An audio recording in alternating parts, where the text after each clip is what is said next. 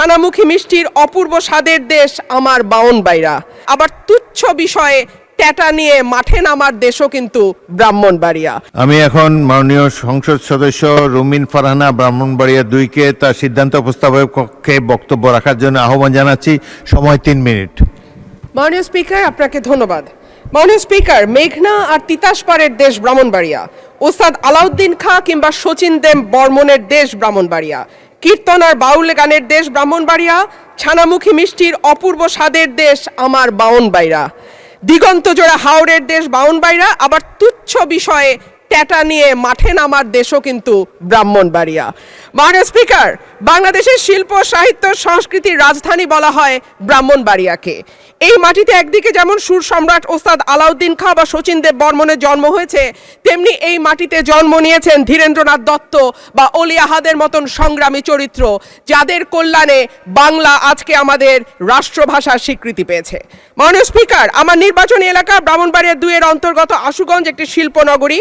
এখানে আছে সার কারখানা, বিদ্যুৎ কেন্দ্র, চালকল, মিল, ফ্যাক্টরি, আছে বন্দর। ব্রাহ্মণবাড়িয়ার গ্যাস যায় সারা বাংলাদেশে, কিন্তু ব্রাহ্মণবাড়িয়ার মানুষ গ্যাস পায় না। মাননীয় স্পিকার, তিতাস গ্যাস ফিল্ড বাংলাদেশের অন্যতম প্রাচীন ও প্রধান প্রাকৃতিক গ্যাস কেন্দ্র।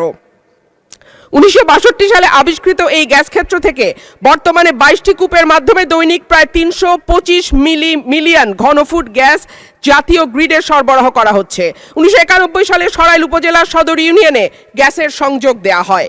শুরুর দিকে গ্রাহক ছিল 1000, বর্তমানে কাগজে কলমে 5000, কিন্তু অবৈধ সংযোগ যদি আমরা এর সঙ্গে যুক্ত করি তাহলে প্রায় 8 থেকে 9000। কিন্তু প্রত্যেকজন গ্রাহকই আছেন চরম গ্যাসের সংকটে। সরাইল সদরে 1.5 কিলোমিটার এলাকায় 6 ইঞ্চি এবং 1 কিলোমিটার এলাকায় 4 ইঞ্চি ব্যাসের পাইপ দিয়ে গ্যাস সঞ্চালন লাইন টানা হয়েছে। এরপরে পাড়ায় পাড়ায় 2 ইঞ্চি ব্যাসের পাইপ বসানো হয়েছে। কিন্তু সমস্যা হলো সকাল 7টা থেকে দুপুর 2টা পর্যন্ত গ্যাসের কোনো চাপ থাকে না, চুলা মিটমিট করে জ্বলে।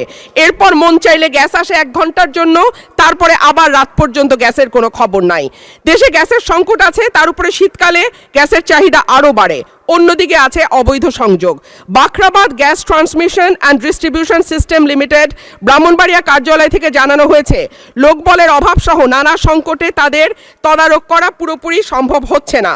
মাননীয় স্পিকার, 2016 সালে বাসাবাড়িতে গ্যাসের সংযোগ দেওয়া বন্ধ হলেও এখনও কিন্তু অসাধু কর্মকর্তাদের সাহায্যে বেশ কিছু মানুষ বাড়িতে অবৈধ গ্যাসের সংযোগ নিয়ে রেখেছে। সরকার রাজস্ব বঞ্চিত হচ্ছে এবং যাদের বাড়িতে সত্যিকারের লাইন আছে তারাও গ্যাস পাচ্ছে না। শেষমেশ মাটির চুলা, এলপিজি সিলিন্ডার আর বৈদ্যুতিক চুলা ভরসা। কিন্তু মাননীয় স্পিকার, আমাদের জীবন মানের এখন এমন উন্নয়ন হয়েছে যে গ্রাম বা মফস্বল এলাকাতেও এখন কিন্তু মানুষ ফ্ল্যাটে থাকে, পাকা বাড়িতে থাকে, উঠান এখন অনেকটাই বিলাসিতা। সুতরাং মাটির চুলায় রান্না করা বাস্তবতা বিবর্জিত। মাননীয় স্পিকার, আমাকে 2টা মিনিট সময় বাড়িয়ে দেবেন। মাটির চুলায় রান্না করা, মাননীয় সদস্য 1 মিনিট আপনাকে দিলাম। অন্যদিকে যদি আমরা এলপিজির দিকে তাকাই মাননীয় স্পিকার, 1940 টাকার সিলিন্ডার বলে বটে, তবে 2200 টাকার নিচে কোথাও সিলিন্ডার পাওয়া যায় না।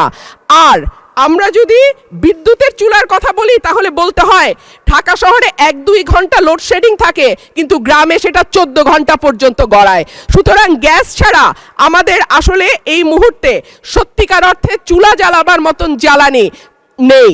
এবং ব্রাহ্মণবাড়িয়ার গ্যাস যেহেতু সকল দেশের অন্যান্য এলাকায় সকল এলাকায় যায়, সুতরাং আমার দাবি থাকবে আগে ব্রাহ্মণবাড়িয়ার গ্যাস ব্রাহ্মণবাড়িয়ার মানুষ পাবে, তারপরে এটি অন্য এলাকায় যাবে। মাননীয় স্পিকার, সম্প্রতি তিতাস গ্যাস ক্ষেত্রের 31 নম্বর একটা কূপ খনন হচ্ছে, যেখান থেকে দৈনিক 9 মিলিয়ন ঘনফুট গ্যাস পাওয়া যাবে বলে শোনা যাচ্ছে। আমি আশা করব এই নতুন যে কূপ 31 নম্বর কূপ যেটা তিতাস গ্যাস ফিল্ডে খোঁড়া হচ্ছে, সেই গ্যাস আগে ব্রাহ্মণবাড়িয়ার মানুষ পাবে, তারপরে এই গ্যাস। ধন্যবাদ মাননীয় সদস্য। প্রবাসীদের জন্য নির্মাণ হচ্ছে দেশের প্রথম স্মার্ট সিটি, যেখানে থাকছে স্কুল, মসজিদ, হাসপাতাল, সুইমিং পুল, হেলিপ্যাড, পাঠাগার, জিম, সুপারমার্কেট, শিশু পার্ক সহ সকল নাগরিক সুবিধা। মাত্র 30 লাখ টাকা বিনিয়োগে মিলছে আকর্ষণীয় ফ্ল্যাট। প্লাটিনাম ইনভেস্টরদের জন্য ঢাকা বিমানবন্দরে ভিআইপি প্রোটোকল সুবিধা। বিস্তারিত জানতে যোগাযোগ করুন স্ক্রিনে দেয়া হোয়াটসঅ্যাপ অথবা ইমো নাম্বারে।